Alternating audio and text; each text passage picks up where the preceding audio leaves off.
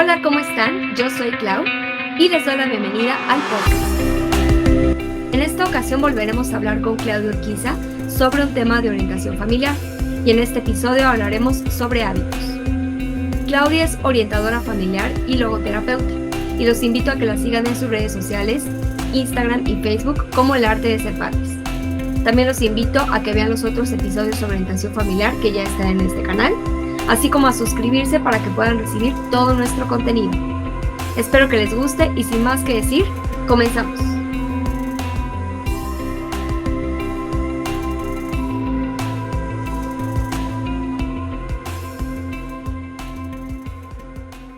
Muy bien, pues bienvenidos al podcast. Nuevamente me encuentro con Claudia Urquiza para hablar de un tema sobre orientación familiar.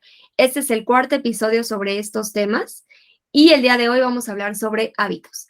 Claudia, muchas gracias por estar nuevamente presente aquí en el podcast. Gracias por haberme invitado una vez más. Muy bien, pues el tema es hábitos.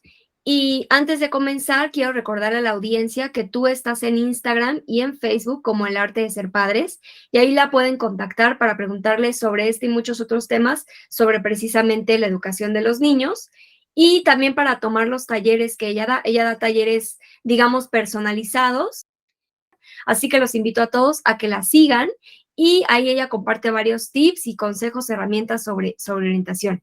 Y muy bien, pues tomando en cuenta este concepto del arte de ser padres, como tú te presentas, pues lo considero muy, muy apto, muy adecuado, en el sentido de que sí, para ser papá o ser mamá, es todo un arte, ¿no? Entonces, no nada más se trata de ser firme o coherente con las reglas que se deben imponer a los niños para que obedezcan, perdón, y que para que los papás aprendan a ser autoridad, sino también se trata de creatividad, ¿no? Es por eso que se puede decir que es un arte ser papá o mamá hoy en día. Y referente a esto, pues se trata también de mantener a los niños motivados, ¿no? En el sentido de que quieran obedecer o de que quieran aprender a hacer las cosas de la manera como los papás se lo quieren enseñar. Con esto en mente, Claudia, háblame de cómo podemos enseñar hábitos a los niños de una manera creativa, de manera que los niños precisamente quieran hacer las cosas. Pues primero déjame decirte que el hábito se aprende teniendo el ejemplo de los papás. Sí, el hábito es una manera repetitiva de lo que hacemos, pero también es algo de imitación. Entonces, esto es algo muy importante primero.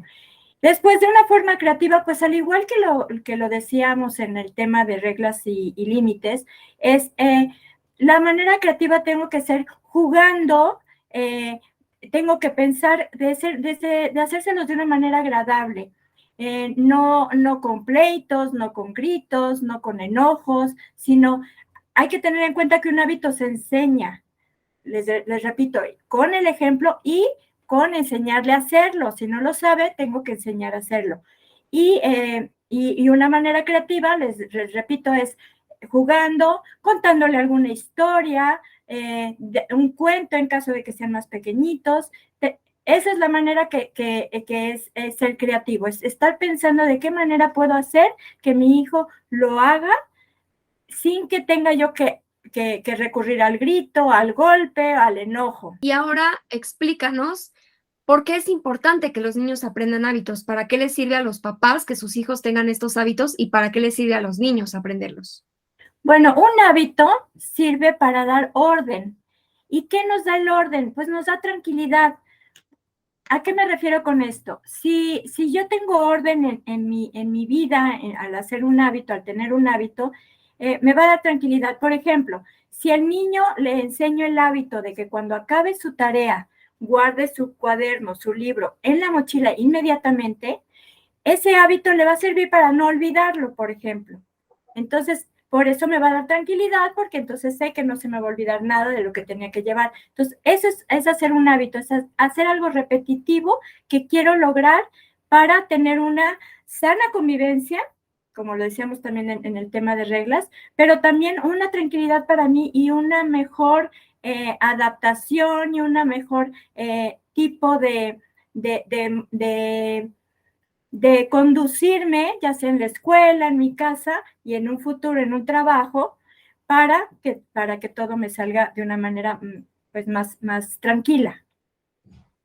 Claro, y justo como ahorita dices, ¿no? Predicar con el ejemplo es básico, ¿no? Entonces, a mí me suena esto a que también, así como los niños pueden aprender hábitos buenos, también pueden aprender hábitos que quizá podemos considerar malos, por decirlo de alguna manera.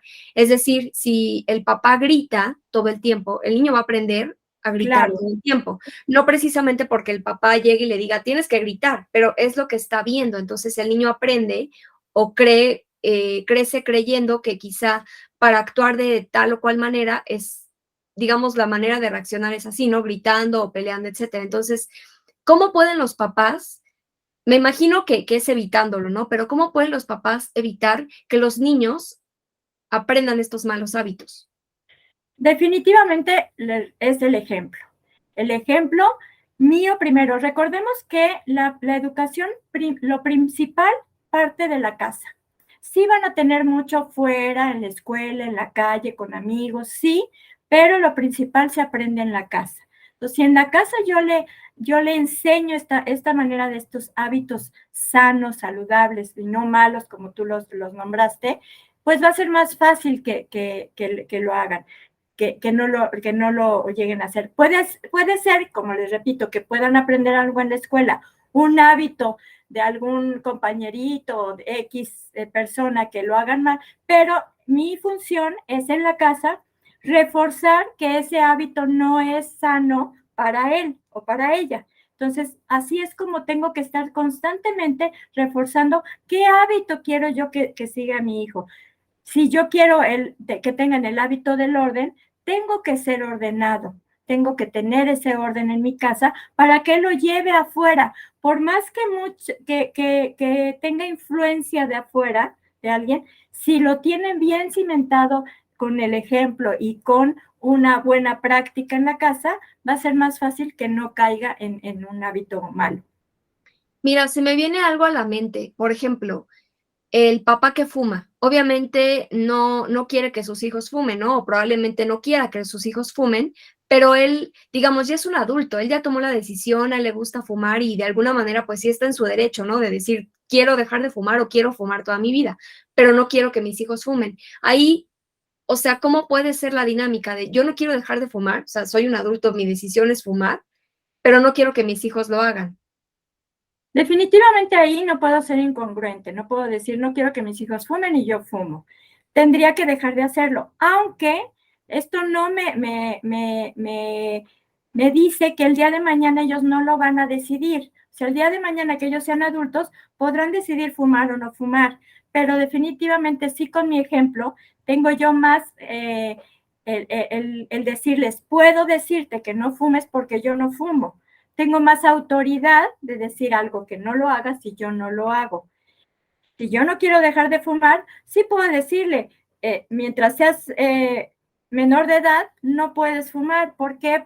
Le puedo dar muchas razones. Puede o no hacerme caso, por ejemplo, en la adolescencia. Entonces sí se trata mucho de que los niños van a aprender de ti todo lo que tú haces o no haces o cómo actúas. Entonces sí es como un poco quizá contradictorio, ¿no? De momento decir, no debes tomar a los adolescentes, no tomes, no fumes, no te desveles, por ejemplo, y tú lo haces, pues evidentemente son hábitos, son acciones que los niños de alguna u otra manera o los adolescentes van a adquirir. Tú obviamente quieres que, bueno, tú como papá quieres que aprendan tus hijos ciertos hábitos, ¿no? Por ejemplo, el ser ordenado o el que cumplan con sus responsabilidades, yo qué sé, pero siempre con la conciencia de saber que eso es lo que tú quieres o así es como a ti te gusta hacer las cosas, ¿no? Pero que los niños, a lo mejor mientras sean niños, pueden hacer y acatar las órdenes de tal o cual manera, pero que va a llegar una edad en la que pues su misma conciencia los va a llevar hacia un camino diferente porque son individuos distintos a ti. Entonces, siempre tomar eso como mucho en cuenta, ¿no? De decir, bueno, yo le puedo enseñar ciertos hábitos, pero a lo mejor él va a llegar a la adolescencia o a la adultez decidiendo que él no quiere tener su casa todo el tiempo ordenada o que a lo mejor no quiere, no sé, hacer cierta actividad de la misma manera como yo lo hago. Por ejemplo, que a los papás les gusta mucho hacer deporte, mucho hacer ejercicio. Entonces yo le enseño a mis hijos la importancia de hacer deporte y mientras son niños, son adolescentes, siguen mi ejemplo y entonces practican algún deporte, etcétera. Pero ya llegan a la adultez y resulta que pues ya no les interesa, ¿no? Ya no les gusta y no lo hacen. Entonces no es como que fracasaste como papá porque no le supiste enseñar a tu hijo ese hábito del deporte o del ejercicio, porque realmente fue una decisión de otro individuo, de tu hijo, que es independiente a ti. Entonces, me gustaría que nos hablaras ahí un poquito sobre ese tema, sobre que no se trata de un fracaso como papás, ¿no? Sino de que son hábitos que también ellos van a adquirir conforme van creciendo. Claro, aquí entraría una pregunta que a lo mejor dirían los papás, bueno, entonces, ¿para qué le enseño hábitos si a fin de cuentas, cuando sea adulto, va a hacer lo que quiera? Exacto. Porque realmente los hábitos bien cimentados, y si yo le enseño hábitos sanos, saludables para él, lo más seguro es que sí lo va a continuar. Lo que quiero decir con esto, que tengamos en cuenta que de adulto va a hacer lo que quiere o lo que él decida, es que precisamente lo que tú hablas, no quiera que todo lo que yo le enseñé lo haga exactamente igual de la manera que yo le dije o yo le enseñé. Habrá cosas que decida que no las quiere ya en su vida, que las quiere hacer diferentes y está bien, como mencionas. No es que sea un fracaso porque no lo haga exactamente o todos esos hábitos que yo le enseñé, que algunos no los cumpla. Simplemente es que será un adulto con decisión propia. Pero definitivamente, si yo le enseño hábitos, dejo esa semillita plantada para que sí, lo más seguro es que de adulto la continúe y tenga esos buenos hábitos. Claro que tenemos que tener muy en cuenta que ahorita es mientras son niños o adolescentes, que está a nuestro cargo su educación.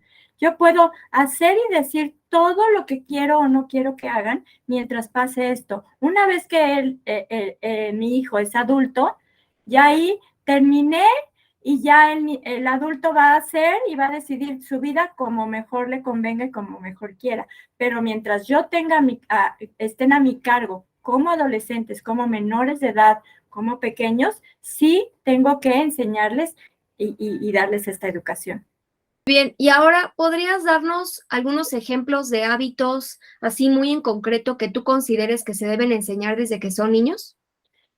Mira, yo creo que lo básico es lo que se llaman los hábitos saludables. ¿Qué son los hábitos saludables?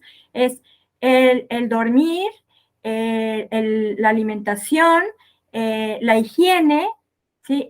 Y la seguridad. ¿Cuáles son estos? En la higiene, pues me lavo los dientes y yo le creo el hábito de cada vez que termino mis alimentos, me lavo los dientes, esto se hace un hábito. Acuérdense que un hábito es lo que repito constantemente, frecuentemente. Entonces, si yo lo hago, va a llegar un momento que lo haga automático. Inmediatamente después de comer, voy a estarme lavando los dientes. Esos son, entre unos, digo, todo lo que engloba lo que es higiene, es el hábito saludable. El hábito de dormir. ¿A qué hora me debo dormir? Depende de cada edad, cuántas horas debe dormir cada uno y respetar mi hora de dormir y hacer un hábito de me duermo a la misma hora todos los días. La cuestión de seguridad le enseño al niño a que cuando salgo a la calle me dé la mano inmediatamente, al cruzar la calle le enseño que tiene que voltear, o sea, son hábitos que pareciera, bueno, porque recuerden, un hábito son actividades que hacemos frecuentemente, entonces tengo que hacer que mi hijo tenga como hábito cada vez que sale a la calle, darme la mano. Si yo lo hago que me den la mano ya, al rato lo va a hacer sin que le tenga que estar diciendo, el niño ya va a saber que cuando sale me tiene que dar la mano. Y en el caso de adolescentes muy en particular y de nosotros adultos también, es el uso del celular. Tenemos que tener un hábito de a qué hora apago mi celular cuando me voy a dormir para tener ese descanso que necesito y cualquier aparato electrónico, sea televisión, sea la computadora, cualquiera, tengo que tener el hábito de decir a tal hora lo apago y ya para tener este descanso que es necesario. Pues este último hábito me parece bastante complicado, ¿no? Porque la realidad es que nosotros podemos decir, no, ya, hasta ahorita el celular, hasta ahorita la computadora o el videojuego, lo que sea, pero como adultos, la verdad es que nos cuesta muchísimo trabajo. La realidad es que soltar el celular a las 10 de la noche es casi imposible, siempre queremos estar conectados. Y hay algo que justamente en otro podcast recientemente escuché sobre esta cuestión de el temor a qué nos vamos a perder. Si me salgo de las redes sociales, ¿de qué me voy a perder? Si apago ya el teléfono y no me llegan WhatsApps, ¿qué WhatsApps ya no me voy a enterar que me llegaron? ¿De qué personas que me escribieron, ¿no? Ya sea al trabajo o a nivel personal. Pero entonces es como este temor. Y claro, esto se lo transmitimos de alguna forma a los niños y a los adolescentes, porque entonces ellos también llega un punto en el que dicen, es que no me quiero perder de lo que podría hacer o enterarme si tuviera el celular en mi mano todo el tiempo, ¿no? O en su momento fue la televisión, ¿no? ¿De qué me voy a perder si dejo de ver la tele o tal o cual programa? Entonces, es un hábito complicado, pero creo que sí, incluso importante que los adultos lo aprendan a hacer. Si no lo hacen hoy por hoy, creo importante que, pues, que lo empiecen a, no solamente a fomentar con sus hijos, sino también con uno mismo, porque sí es importante justamente, ¿no? El dejar el celular me va a ayudar entonces a conciliar mejor el sueño, a tener una mejor calidad de sueño, y entonces es como una cadena, ¿no? Todo va a ser mejor si yo tengo ciertos hábitos para cada actividad y eso, ¿no? Poner horarios para cada cosa. Esto entraría en lo que llamamos hábitos malos o insanos, ¿no? Esto no es saludable para mi adulto, ni para el niño, ni para el adolescente, para nadie. Si tengo que aprender, y volvemos al caso del ejemplo, si yo no lo hago, ¿con qué autoridad le digo a mi hijo, apaga tu celular cuando te vayas a dormir? Si a mí me ve que acostada estoy con mi celular hasta las 2, 3 de la mañana, pues claro que no lo va a hacer. Entonces tengo que predicar con el ejemplo. Sí, como tú dices, es algo muy difícil porque desde nosotros adultos no lo estamos haciendo, pero no le podamos pedir, y sobre todo al adolescente, todavía al niño a lo mejor sí le puedo decir, y aunque me llegue a ver que no es lo ideal, puedo decirle, lo haces y punto. Pero el adolescente ya empieza a cuestionar, que como lo veíamos en el tema de obediencia, bueno, en el tema de obediencia, es bueno que cuestionen, pero entonces no lo queremos porque nos incomoda a nosotros. Entonces, si no queremos que nos cuestione, tenemos que empezar siempre por nosotros, fijarnos qué estoy haciendo yo para que mi hijo tenga esos buenos hábitos. Claro, justamente lo hablábamos en el tema de obediencia, que está bien que los niños aprendan a cuestionar y a no obedecer de manera ciega, ¿no? Que no simplemente como robots obedezcan y ya, sino que se cuestionen por qué las cosas se tienen que hacer de tal o cual manera y simplemente por qué las tienen que hacer, ¿no? Entonces, eso contradice un poco de que si quiero que mis hijos cuestionen, porque es sano que cuestionen y que reflexionen sobre las cosas que les están pidiendo hacer o por qué tienen que obedecer, pues entonces ahí, claro, si me está diciendo mi papá que tengo que dormirme temprano y yo lo veo que él se duerme hasta las 3 de la mañana porque está viendo la tele, porque está trabajando, porque está con el celular, entonces yo voy a cuestionar, bueno, ¿por qué tú sí lo puedes hacer y yo no? Y la respuesta inmediata quizá del papá sería, bueno, porque yo soy adulto y porque yo soy tu papá y me obedeces. Eso a lo mejor, como dices tú, al niño le puede funcionar durante un tiempo con el niño, decir, bueno, sí, pues él es el adulto, él es grande y yo soy un niño, pero el adolescente ya no. El adolescente va a decir, si tú lo haces, yo también lo hago, ¿no? Incluso aunque tú no lo hicieras, yo lo voy a hacer porque yo ya lo quiero hacer. Pero claro, si desde niños aprendes a ser coherente con lo que estás pidiendo, entonces va a ser más fácil que el adolescente llegue a la adolescencia justamente con ese chip, ¿no? De, okay, tengo que tener como ciertos hábitos o ciertas acciones ciertos horarios para cada acción en el cual yo ya aprendí a hacerlo.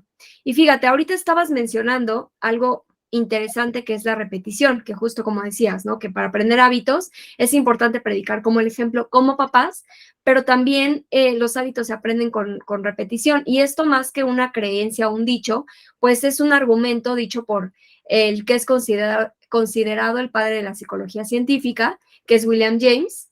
Y él dice que para aprender un hábito basta con 21 días repetir ciertas acciones para que esto se convierta en un hábito.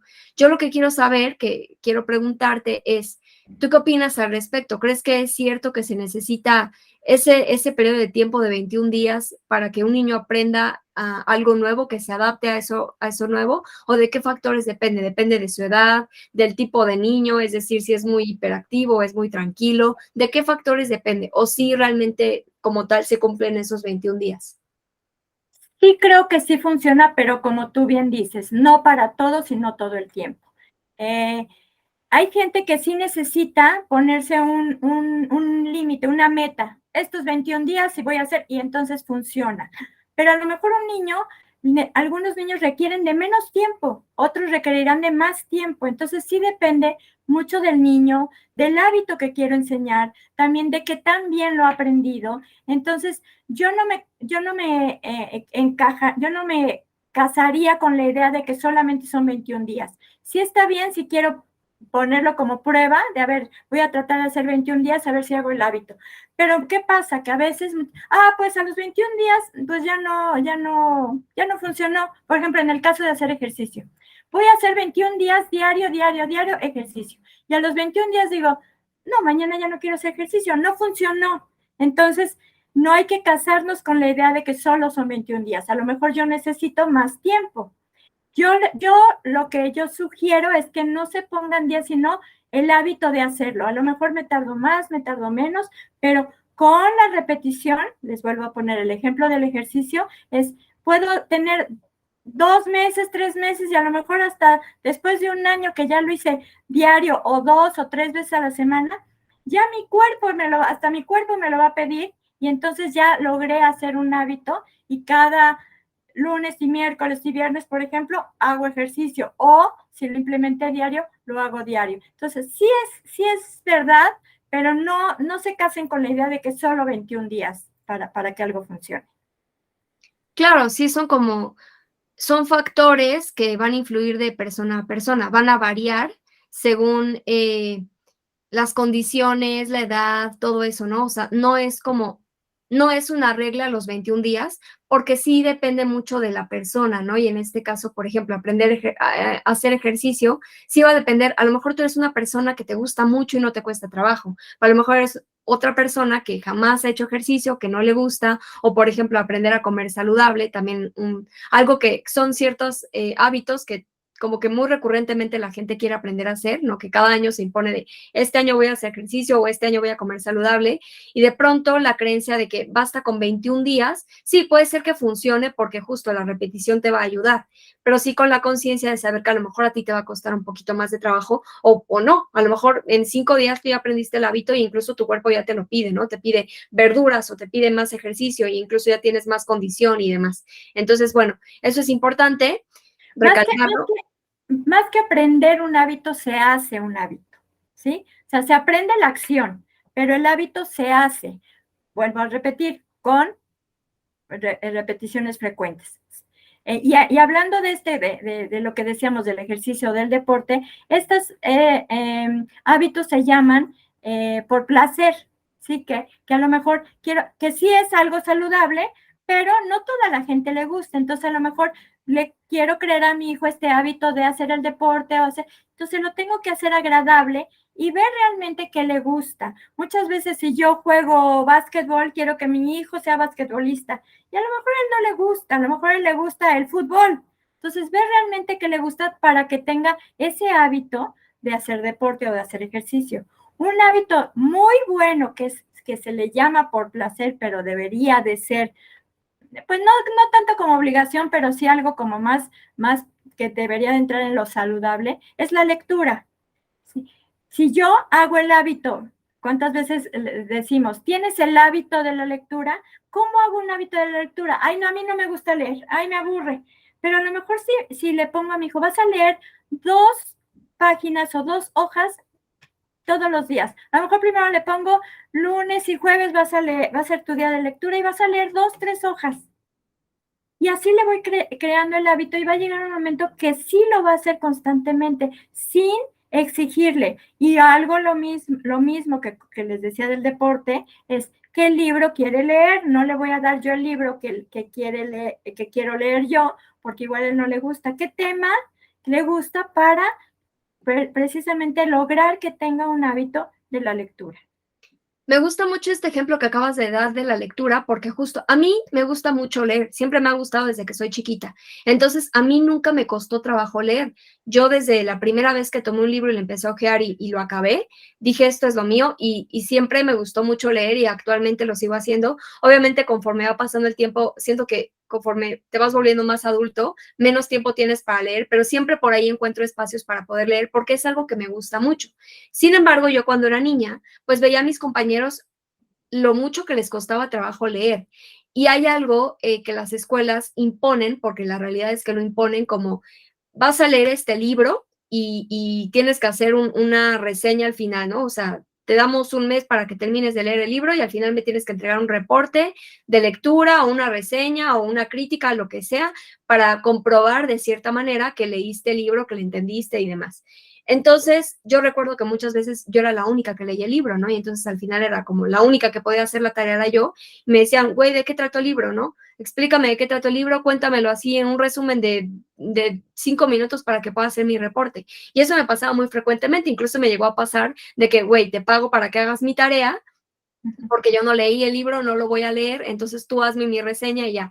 Entonces, a lo que voy con esto es, las escuelas quizá están utilizando un método, no sé si equivocado, pero definitivamente no funciona el método de, todos tienen que leer este mismo libro y al final tienen que cumplir con la tarea que es hacer la reseña o la crítica de este libro. En este sentido, ¿qué es lo que pueden hacer los maestros o las escuelas? Tú que también das talleres para educadores, para fomentar la lectura en los niños sin que parezca una imposición, para que los niños realmente quieran leer, porque a mí me da la impresión de que a los niños de esta manera ni les va a interesar leer nunca, ni van a terminar nunca un libro. Sí, en las escuelas debemos de separar como maestros, los maestros tienen que separar que habrá lecturas, tienen su libro de lectura, que todos tienen igual y todos tienen la misma lectura, que sí tendrán que saber que ese es como parte de la tarea, de parte del ejercicio que vamos a hacer hoy en la clase o se les va a dejar para que lo hagan de tarea en su casa. Leer esta lectura y hacer un resumen, como lo que tú decías, o hacer una reseña. Sí habrá eso porque tenemos que tener en cuenta que hay que unificar en las escuelas muchas cosas. Pero aparte, si quiero fomentar el hábito de la lectura, ya les voy a dejar que entonces cada mes, por ejemplo, cada quien escoge una lectura, la que quiera, chiquita, grande, del tema que cada quien le interese, de cada quien quiera, y entonces al final del mes, les voy a dar un mes para que me hagan igual un resumen o me platiquen. A veces a los niños o los maestros también dejan mucho el escribir, que no está mal, pero a veces hay niños que, ay, hacer el resumen y ya, y entonces pasa lo que tú decías, le digo a mi compañero que si lo leyó que me lo diga y entonces ya no me sirvió de nada porque ni lo leí. Entonces Sí, mejor porque hacerlo. incluso también eso me llegó a pasar, o sea, a lo mejor tenía compañeros que sí habían leído el libro, que incluso a lo mejor hasta le habían gustado, pero al momento de tener que redactar, pues les costaba mucho trabajo porque su fuerte no es redactar, y como tú dices, no es que esté mal que escriban, de alguna forma tienen que aprender porque eso les va a enseñar ortografía y aprender a redactar en sí, ¿no? Pero sí creo que entonces, ok, si tú estás viendo como maestro que al niño le cuesta mucho trabajo expresar sus ideas de una manera escrita, quizá entonces pasa al frente y cuéntamelo verbalmente, cuéntame de qué se trata el libro, quiénes eran los personajes principales, por qué te gustó, qué no te gustó, qué se te dificultó, cualquier cosa, ¿no? De qué va la historia. No tanto escrito, sino sí verbal, porque hay niños que a lo mejor para hablar son muy buenos y tienen una capacidad oral, mucha elocuencia, eso es a lo que quería decir, son muy elocuentes, pero al momento de escribir, pues se les complica demasiado. Sí, por eso es importante que en este caso, a lo mejor los maestros digan, cada quien como lo quiera. ¿Quieres hacer un resumen escrito o quieres pasarlo a contar o desde tu lugar? No necesariamente necesitas pasar al frente, desde tu lugar y cuéntamelo como una historia, como algo que a lo mejor hasta haces como si te hubiera pasado a ti, ¿no? Hazlo, que eso es una manera muy, muy fácil y muy buena de fomentar esto, tanto en casa como papás, como en la escuela, como maestros, el contarle el libro, la historia al niño como lo vería en el teatro, como lo vería en un programa. Entonces, contárselo más ameno para que el niño se interese y no sea nada más una lectura para él aburrida de, ay, tengo que estar leyendo. Entonces, que lo hagan de una manera más amena para crear ese hábito. Una vez creado el hábito, ya lo van a tener y lo van a hacer.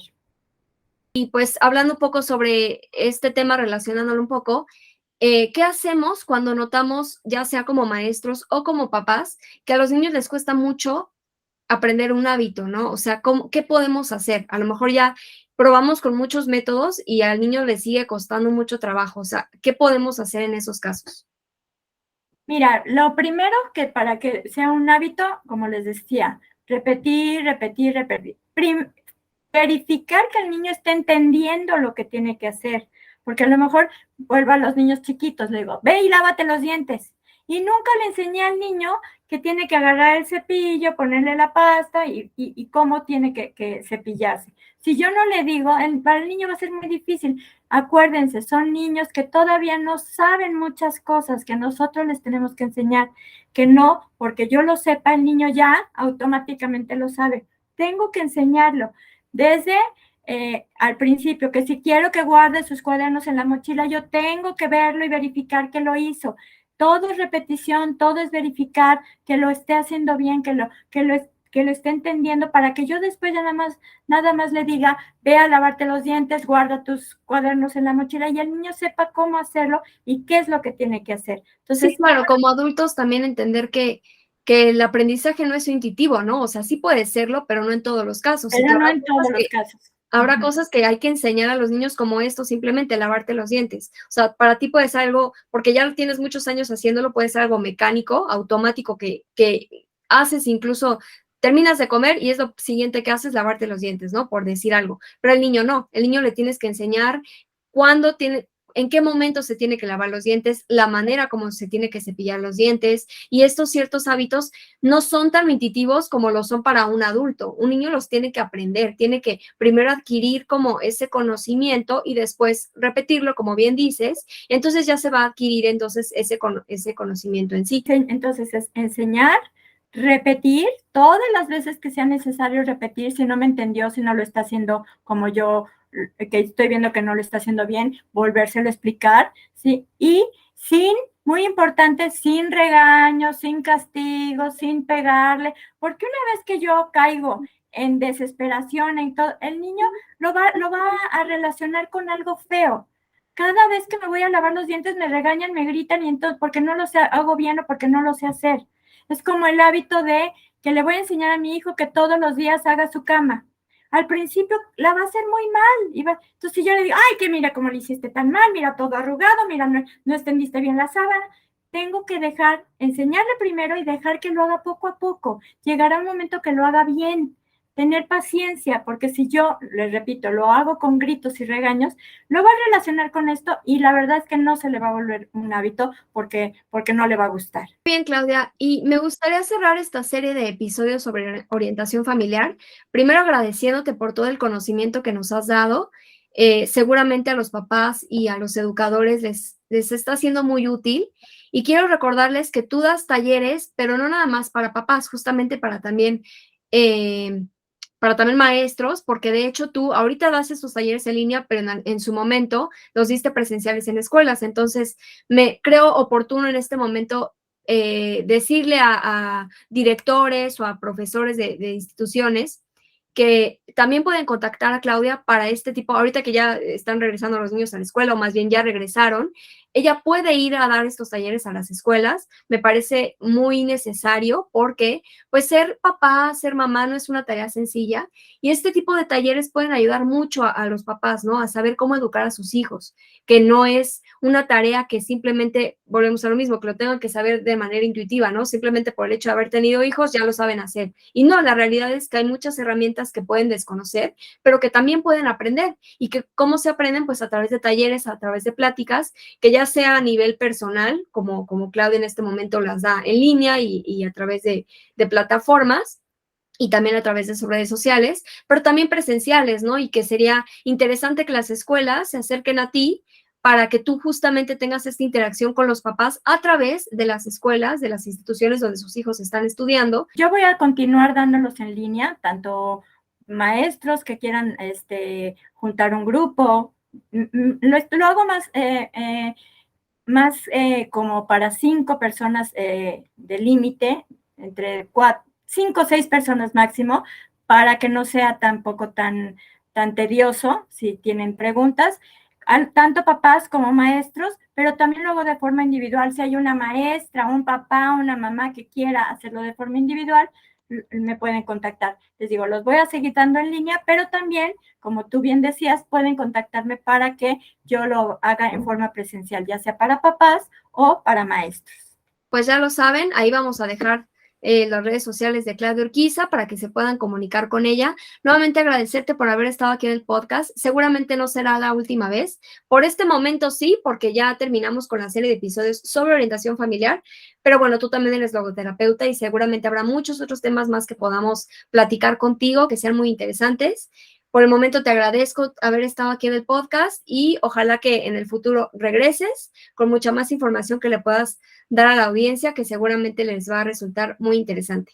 Por último, déjame decirles, como es mi costumbre, darles una frase de reflexión y es así: los buenos hábitos, una vez establecidos, son tan difíciles de romper como los malos hábitos.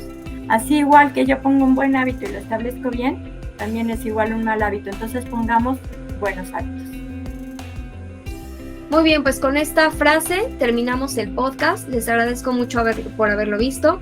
No se olviden de compartirlo, de darle like si les gustó y sobre todo de suscribirse a este canal para que puedan seguir recibiendo contenido de este y muchos temas más. Muchas gracias por haber estado aquí y nos vemos en la siguiente.